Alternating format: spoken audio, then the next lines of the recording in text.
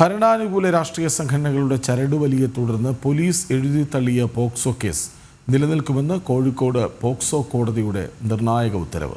സ്കൂളിലെ അധ്യാപകൻ വിദ്യാർത്ഥിയോട് ലൈംഗിക അതിക്രമം നടത്തുന്ന CCTV ദൃശ്യങ്ങളടക്കം പരാതിക്കാരൻ പരാതിയായി നൽകിയിട്ടും നടപടി ഉണ്ടായില്ല. നിലവിൽ ലൈംഗിക അതിക്രമം നടത്തിയ അധ്യാപകനും അത് മറച്ചുവെച്ച സ്കൂളിലെ പ്രധാന അധ്യാപികയെയും സസ്പെൻഡ് ചെയ്തു.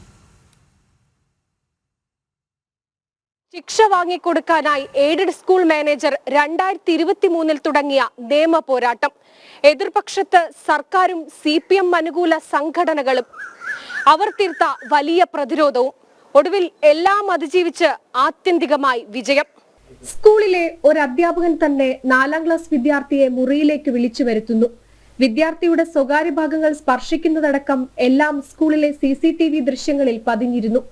അവിചാരിതമായി CCTV ദൃശ്യങ്ങൾ പരിശോധിച്ച സ്കൂൾ മാനേജർ ദൃശ്യങ്ങളടക്കം നൽകിക്കൊണ്ട് പോലീസിലും പ്രധാന അധ്യാപികയ്ക്കും പരാതി നൽകിയിരുന്നു.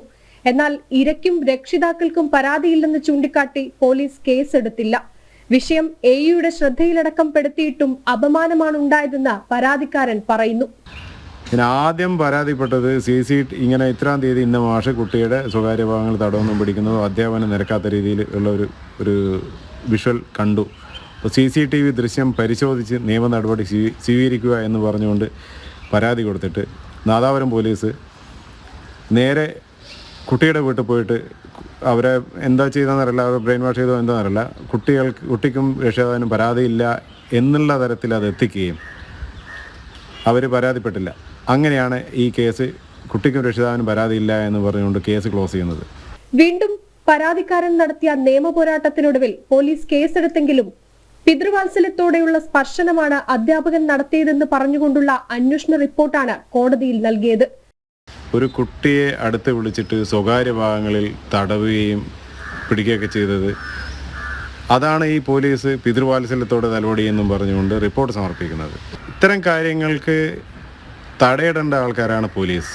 ആ പോലീസ് ഇതിന് ഒത്താശ ചെയ്തു കൊടുത്ത ഒരു കാര്യമാണ് ഇപ്പോൾ പുറത്തു വന്നിരിക്കുന്നത് എൻ്റെ ഈ കേസിലൂടെ. CCTV ദൃശ്യങ്ങളടക്കം ചൂണ്ടിക്കാട്ടി പരാതിക്കാരൻ വീണ്ടും പോക്സോ കോടതിയെ സമീപിച്ചു.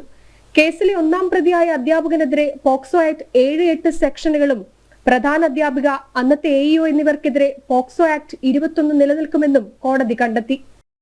ഹെഡ്മിസ്ട്രസ് ഈ കേസിലെ 2ാം പ്രതിയാണ്. അതിനുശേഷം AEO ഞാൻ പോയി കാര്യങ്ങൾ അവതരിപ്പിച്ചു.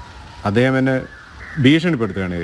നിങ്ങളാരാണ്, നിങ്ങളെന്തിനാണ് ഈ മറ്റു വല്ലവൻ്റെയും കുട്ടിയുടെ ഇന്ന ഭാഗം പിടിച്ചതിന് പരാതിയായിട്ട് പോകുന്നു? അവർക്കില്ലാത്ത പരാതി എന്തിനാണ് നിങ്ങൾക്ക്? നിങ്ങൾ ഈ പരാതിയായിട്ട് മുന്നോട്ട് പോയി കഴിഞ്ഞാൽ സ്കൂളിൽ ഒരൊറ്റ കുട്ടി ഉണ്ടാവില്ല, സ്കൂളിൽ ഞങ്ങൾ തകർത്ത് കളയും, പിന്നെ അതുകൊണ്ട് നിങ്ങൾ പരാതിയായിട്ട് മുന്നോട്ട് പോരുമെന്ന് പറഞ്ഞു.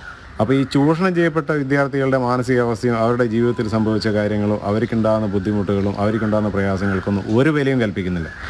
ഇരയ്ക്കും രക്ഷിതാക്കൾക്കും പരാതിയില്ലാത്ത സാഹചര്യത്തിൽ പലപ്പോഴും പോക്സോ കേസുകൾ ഒത്തുതീർപ്പാക്കപ്പെടുകയാണെന്ന ഗുരുതര സാഹചര്യമുണ്ടെന്ന് പരാതിക്കാരൻ ചൂണ്ടിക്കാട്ടുന്നു. ഈ കേരളത്തിലെ അങ്ങോളം ഇങ്ങോളമുള്ള പോക്സോ കോടതികളിൽ പരിശോധിച്ചാൽ അറിയാൻ പറ്റും, ഒട്ടുമിക്ക കേസുകളും സെറ്റിൽ ചെയ്യാണ്. ലക്ഷങ്ങൾ വാങ്ങിച്ചുകൊണ്ട് പബ്ലിക് പ്രോസിക്യൂട്ടർമാരും ഇരകളെ ബന്ധുക്കളും കേസുകൾ സെറ്റിൽ ചെയ്ത് തീർക്കുന്നത്. CCTV ദൃശ്യങ്ങളടക്കം എല്ലാ തെളിവുകളും ഉണ്ടായിട്ടും ഇരയ്ക്ക് നീതി നേടിക്കൊടുക്കാൻ പരാതിക്കാരൻ വർഷങ്ങൾ കോടതി മുറികൾ കയറിയിറങ്ങേണ്ടി വന്നു.